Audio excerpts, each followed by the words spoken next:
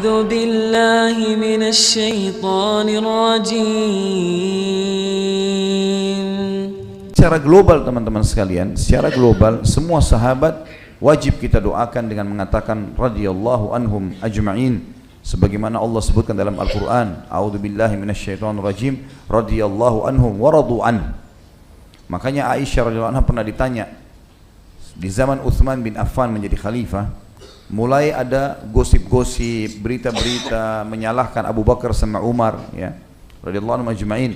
Dan ini teman-teman, kalau antum menghadapi dalam kehidupan sehari-hari ada orang yang caci maki, ada orang yang fitnah, tidak usah kaget karena manusia lebih baik daripada kita, difitnah juga.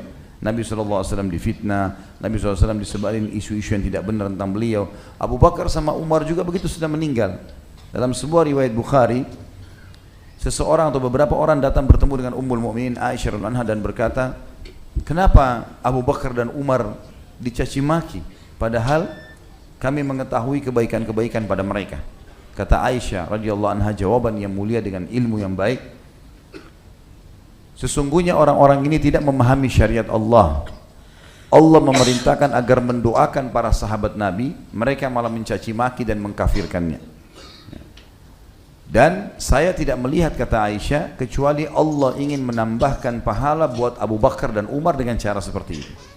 Artinya orang-orang yang sekarang mencaci maki Abu Bakar di zaman sekarang, seperti kasus Syiah, orang-orang Syiah yang sudah jelas-jelas salah satu manhaj atau metode hidup mereka mencaci maki sahabat, bahkan sampai pada tingkat mengkafirkan. Orang-orang ini sebenarnya sedang menyetor pahala gratis kepada para sahabat. Mereka berbuat ibadah diambil oleh para sahabat. Dia punya masalah dengan seorang manusia biasa, bukan sahabat saja, sudah cukup untuk menghabiskan pahalanya hari kiamat. Bagaimana kalau dia punya masalah dengan para sahabat?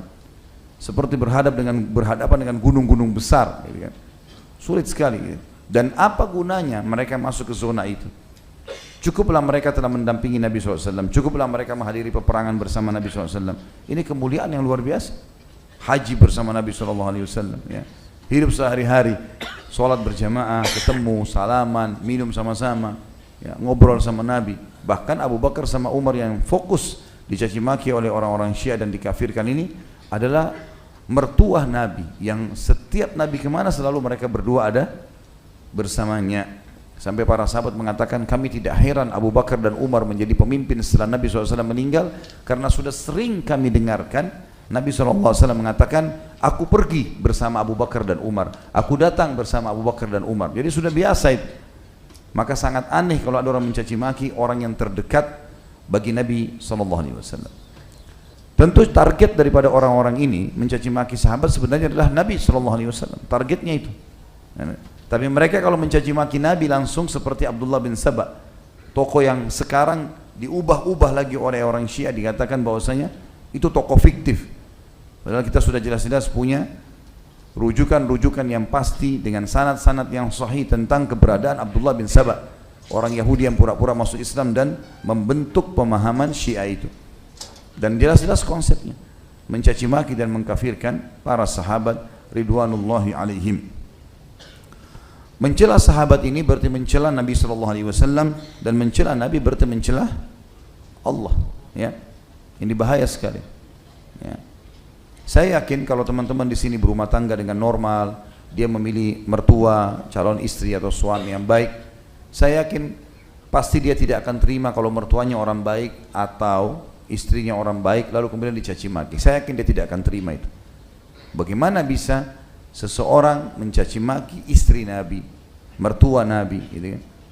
Dan orang-orang sudah meninggal, sudah lewat waktunya. Untuk apa kita habisin waktu di situ? Ya. Tidak ada manfaat sama sekali. Menyiapkan musuh-musuh yang berat pada hari kiamat. Gitu kan? Di sini diangkat oleh Imam Az-Zahabi dalil pertama hadis Bukhari tentang masalah dosa besarnya seseorang yang mencaci maki para sahabat ridwanullahi alaihim. Kalau di sini yang kita bahas adalah mencelahnya, ya. Mengatakan misal kalimat-kalimat yang tidak santun lah. Tapi kalau ada yang mengkafirkan sahabat, ini sudah tidak diragukan kekafirannya juga. Karena ada hadis Nabi SAW yang mengatakan, siapa yang melempar kalimat kufur kepada saudaranya muslim, maka akan kembali kepada salah satunya siapa yang paling berhak.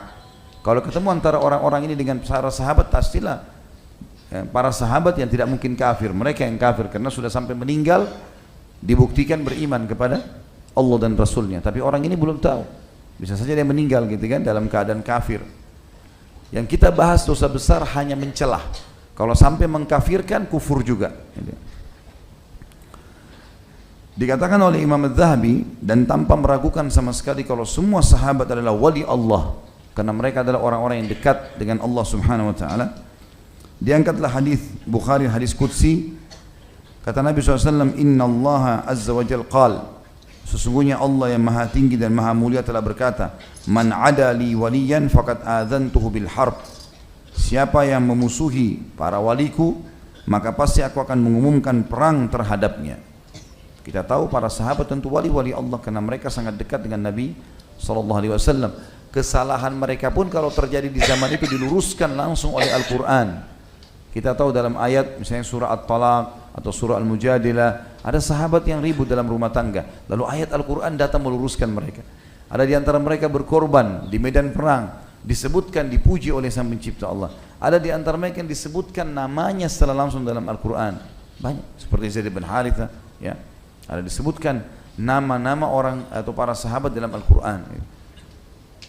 Maka mereka jelas-jelas adalah wali-wali Allah, dan memusuhi wali Allah berarti Allah mengiklankan perang bersamanya. Dalil yang lain adalah hadis Bukhari Muslim. Nabi SAW bersabda sebagaimana sudah saya bacakan tadi, La tasubbu ashabi huwa alladhi nafsu Muhammadin biyadi law anfaqa ahadukum mithla Uhudin dhahaba ma balaga mudda ahadihim wala nasifa. Janganlah kalian mencelah sahabat-sahabatku, karena demi zat yang jiwaku berada di tangannya, seandainya salah seorang dari kalian menginfakkan emas sebesar gunung Uhud, niscaya tidak akan menyamai satu mud atau separuh dari infak mereka. Satu mud berarti satu genggam, setengahnya pun tidak bisa kita samai kalau kita berinfak dengan satu gunung Uhud semuanya emas. Juga Aisyah mengatakan dalam hadis yang sahih, dan hadis ini diriwayatkan Imam Muslim, umiru bil istighfari li ashabi Muhammadin sallallahu alaihi wasallam fasabbuhum. Sungguh aneh perkara orang-orang yang banyak mencaci maki para sahabat Nabi, padahal mereka diperintahkan untuk memohon ampun untuk para sahabat Nabi sallallahu alaihi wasallam, tapi mereka justru mencaci maki mereka. Sudah tahu ayatnya ya? Ada di antara doa yang kita dianjurkan baca adalah Rabbana ighfir lana wa li ikhwanina alladhina sabaquna bil iman wa la taj'al fi qulubina ghillan lil ladzina amanu rabbana innaka raufur rahim. Ini di antara doa yang kita dianjurkan baca dari Al-Qur'an, yang artinya wahai Tuhan kami, ampunilah kami dan orang-orang yang telah beriman sebelum kami, dan janganlah engkau letakkan di dalam hati kami kebencian terhadap orang-orang beriman yang telah lalu itu. Sesungguhnya kau maha pengampun. Yang dimaksud sini kata ulama adalah para sahabat, karena kita datang setelah itu membaca, atau orang-orang bahkan setelah datang sahabat, tabi'in dan seterusnya, sebelum kita semuanya kita doakan, puncaknya adalah para sahabat. Di dalam hadis yang lain, hadis ini riwayat Ibnu Abi Asim dalam kitab As-Sunnah, dan dihasankan oleh Syekh Albani, kata Nabi SAW, Man sabba ashabi fa'alaihi la'natullah. Barang siapa yang mencela sahabatku, maka dipastikan laknat Allah akan menimpahnya. Yang dimaksud sini laknat adalah diangkat berkah hidupnya, diangkat berkah hidupnya. Ali radhiyallahu anhu berkata di dalam sebuah hadis, dan hadis ini diriwayatkan Imam Muslim dalam Kitabul Iman, walladzi falaqal habbata wa bara'an nasama innahu la ahdun nabiyyil ummi ilayya la yuhibbuni illa mu'minun wa la yubghiduni illa munafiq. Demi zat yang membelah benih dan menciptakan nyawa, sesungguhnya janji Nabi yang ummi, maksudnya Nabi Muhammad SAW, cirinya ummi, tidak bisa baca dan nulis, kepadaku adalah tidak ada yang mencintaiku melainkan seorang mukmin, dan tidaklah membenciku melainkan seorang munafik. Orang-orang Syiah mengatasnamakan mencintai Ali, mengatasnamakan, tapi mereka sebenarnya tidak mencintai. Yang mencintai adalah ahli sunnah. Terbukti tidak pernah ada satu ahli sunnah pun yang mencaci maki Ali radhiyallahu anhu. Kita semua mengatakan radhiyallahu anhu, kita akui khulafaur rasyidin yang keempat, kita akui sebagai anak mantu Nabi SAW, kita akui sebagai sepupu Nabi SAW, dan kisah-kisahnya dinukil, fadilah-fadilahnya disebutkan, ya. Tidak ada sama sekali yang kita celah. Istrinya Fatimah radhiyallahu anha kita puji, dimuliakan, anak Nabi SAW, anaknya Hasan dan Husain.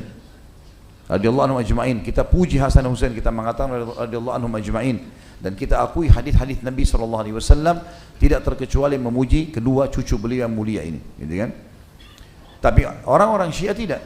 Sampai sekarang pun mereka ada yang menghina Hasan.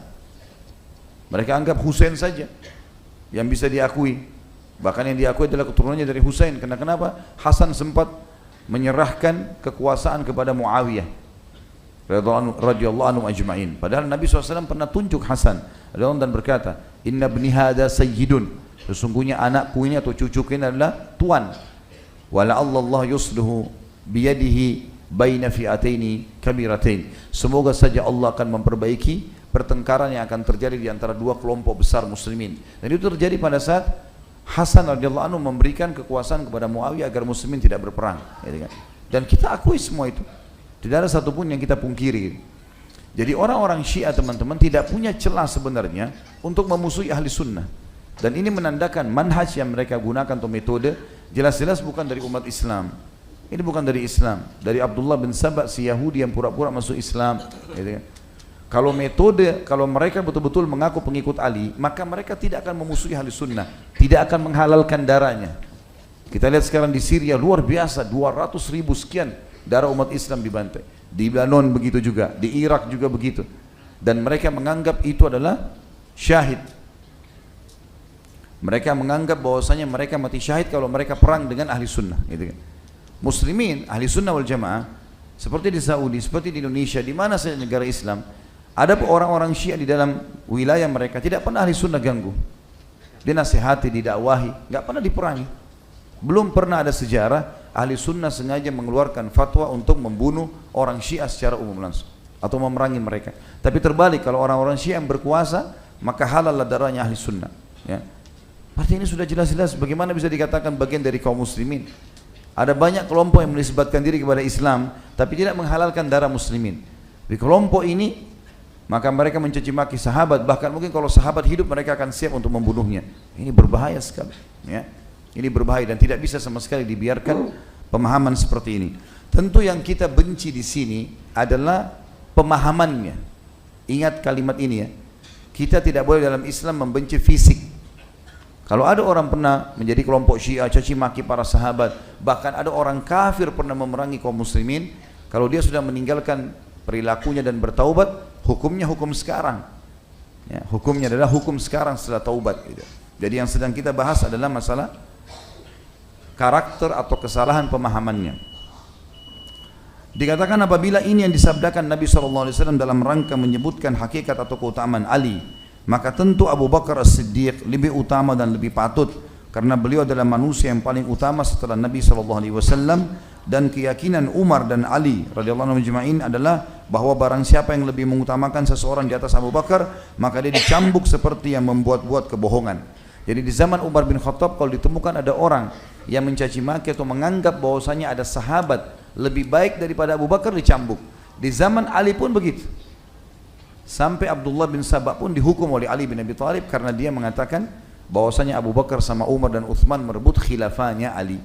Ali sendiri radhiyallahu anhu, kita punya sanad-sanad sahihnya, ahli sunnah memiliki sanad itu, bahwasanya Ali bin Abi Thalib menghukum Abdullah bin Saba yang dasarnya mendahulukan atau menyebut-nyebut dengan fitnah kalau Abu Bakar, Umar, Uthman merebut khilafahnya Ali. Ali sendiri gak terima. Gimana sekarang orang ini mau mengembangkan gitu?